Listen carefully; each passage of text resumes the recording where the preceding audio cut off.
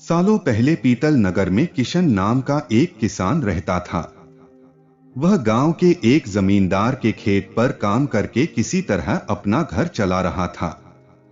पहले किशन के भी खेत थे, लेकिन उसके पिता के बीमार होने के कारण उसे अपने सारे खेत बेचने पड़े। मजदूरी में मिलने वाले पैसों से पिता का इलाज कराना और घर का खर्च चलाना मुश्किल हो रहा था। वो हर दिन सोचता कि कैसे घर की स्थिति को बेहतर किया जाए। आज भी इसी सोच के साथ किशन सुबह सुबह जमींदार के खेत पर काम करने के लिए निकला।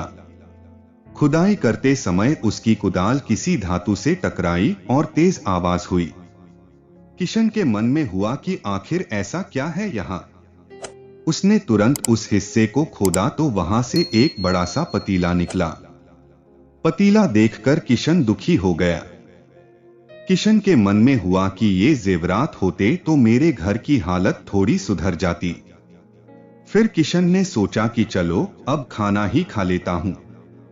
किशन ने खाना खाने के लिए अपने हाथ की कुदाल उस पतीले में फेंक दी और हाथ मुंह धोकर खाना खाने लगा। खाना खत्म करने के बाद किशन अपनी कुदाल उठाने के लिए उस पतीले के पास पहुंचा। वहां पहुंचते ही किशन हैरान हो गया। उस पतीले के अंदर एक नहीं बल्कि बहुत सारे कुदाल थे। उसे कुछ समझ नहीं आया। तभी उसने अपने पास रखी एक टोकरी को भी उस पतीले में फेंक दिया। वो एक टोकरी भी पतीले के अंदर जाते ही बहुत सारी हो गई। ये सब देखकर किशन खुश हो गया और उस जादुई पतीले को अपने साथ घर लेकर चला आया। वो हर दिन उस बर्तन में अपने कुछ औजार डालता और जब वो ज्यादा हो जाते तब उन्हें बाजार जाकर बेच आता। ऐसा करते करते किशन के घर की हालत सुधरने लगी। उसने इस तरह से बहुत पैसा कमाया और अपने पिता का इलाज भी करवा लिया। एक दिन किशन ने कुछ गहने खरीदे और उन्हें भी पतीले में डाल दिया। वो गहने भी बहुत सारे बन गए।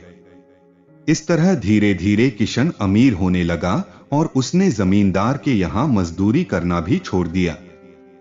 किशन को अमीर होते देख जमींदार मोहन को किशन पर शक हुआ। वो सीधे किशन के घर पहुंचा। वहां जाकर उसे जादुई पतीले के बारे में पता चला। उसने किशन से पूछा, तुमने यह पतीला कब और किसके घर से चुराया? डरी हुई आवाज में किशन बोला, साहब, ये पतीला मुझे खेत में खुदाई के समय मिला था। मैंने किसी के घर चोरी नहीं की है।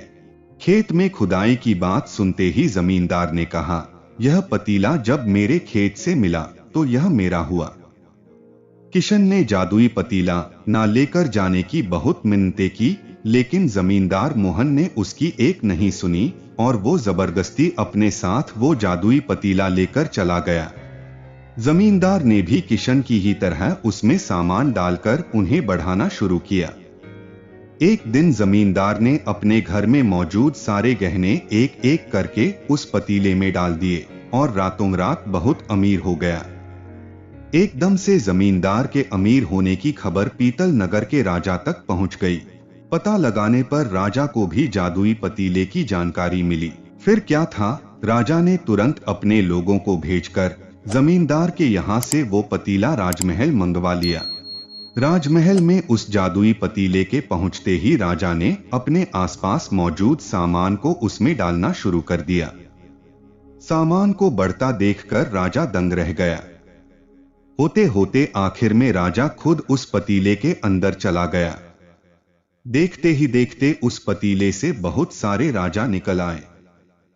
पतीले से निकला हर राजा बोलता, मैं पीतल नगर का असली राजा हूं, तुम्हें तो इस जादुई पतीले ने बनाया है।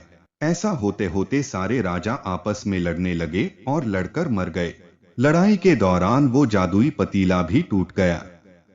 जादुई पतीले के कारण राजमहल में हुई इस भयानक लड़ाई के बारे में नगर में सबको पता चल गया। इस बात की जानकारी मिलते ही मजदूर किशन और जमींदार मोहन ने सोचा, अच्छा हुआ कि हमने उस जादुई पतीले का इस्तेमाल सही से किया। उस राजा ने अपनी मूर्खता के कारण अपनी जान ही खो दी। इस जादुई पतीले की कहानी से हमें दो सीख मिलती हैं। पहली यह कि मूर्खता का अंत बुरा ही होता है, और दूसरी यह कि हर सामान का इस्तेमाल हमें संभल कर करना चाहिए क्योंकि वह अति हानिकारक हो सकती है।